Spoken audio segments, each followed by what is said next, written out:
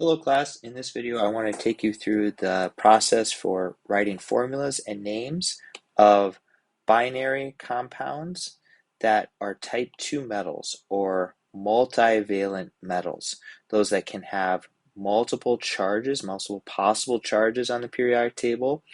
We call these multivalent, and what makes them different is we're going to use the Roman numeral to indicate the charge that is used in the compound. So when I look at a chemical formula like Fe2O3, this tells me there are 3 oxygens and 2 irons in this compound. In order to write the name correctly, I need to determine which charge iron is using, because looking on the periodic table, it can be a +2, +3, or +6. So I need to work backwards a little bit, knowing that oxygen is always a -2 charge. Then since there are 3 oxygens, if I look at my charge balance, on this side of the scale I have a -6. I need to have a positive value, a +6, that will add to -6 to balance that charge out and make it equal, the sum equal to 0. The only way I can get a +6 with 2 irons is if each one of them was a +3. Because +3 times 2 is going to give me +6. Therefore, I know in this compound, the iron will have a +3 charge, and we indicate that with the Roman numeral after the iron name. So when we write the name, we're going to write the metal first, then the Roman numeral 3 to indicate it's using its +3 charge, and then change the ending of the nonmetal to IDE. So oxide becomes our final answer. All right, I need to always think of the Roman numerals as a way of indicating what charge is being used. So in this case, iron is 1 iron balances 1 oxygen. So when I look at the charge balance, oxygen is always -2, so there's a -2 charge. A +2 will add to equal 0. That means this iron must be a +2, can't be anything different. In the name, I will indicate that with the Roman numeral, +2, iron 2 oxide. All the names will tell you what charge that multivalent metal is using. So in this case, copper 2 is using its +2 charge. Copper 1 is using its +1 charge. Manganese 4, IV is 4 in Roman numerals, is using its +4 charge. And manganese 2 is using its +2. Notice that charge changes the ratio of positive and negative ions in your compound. So that's going to be the deciding factor as to what the subscript will be in your compound. All right, so let's do a couple practice with these. If I take a look at the first example here, we have iron phosphide.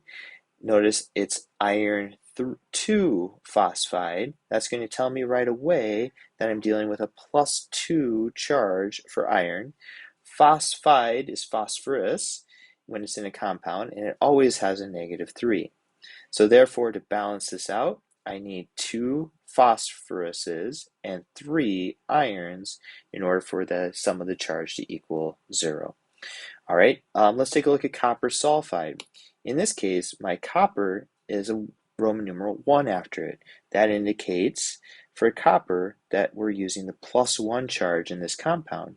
Sulfur always has a -2, so when I combine this together to have the charge add to 0, I'll need 2 coppers. I indicate that with the subscript Cu2 and 1 sulfur, S.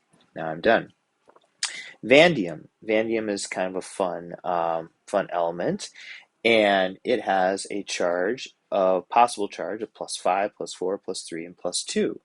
In this case, however, it's using its +5 charge, and I know that because of the Roman numeral right here, 5. Bromine is always a halogen, and it's always going to be -1. So therefore, to write this formula successfully, I'll need 5 bromine atoms. So it becomes VBr5.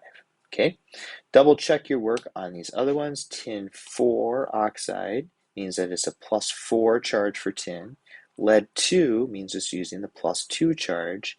And in the formula, we add the charges to 0 by adjusting the subscripts. So double check your work on that.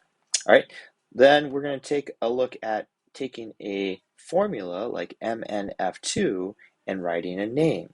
Okay, once again, we'll come back to the charges, right?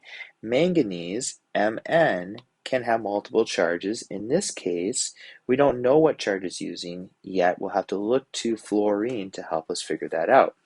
Fluorine only has one charge. It's a halogen. It's always -1.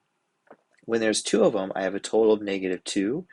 Balanced with one manganese must mean it has to use its +2 charge. So then when I write this out, I'm going to write out manganese, not magnesium. Be careful with that. Manganese.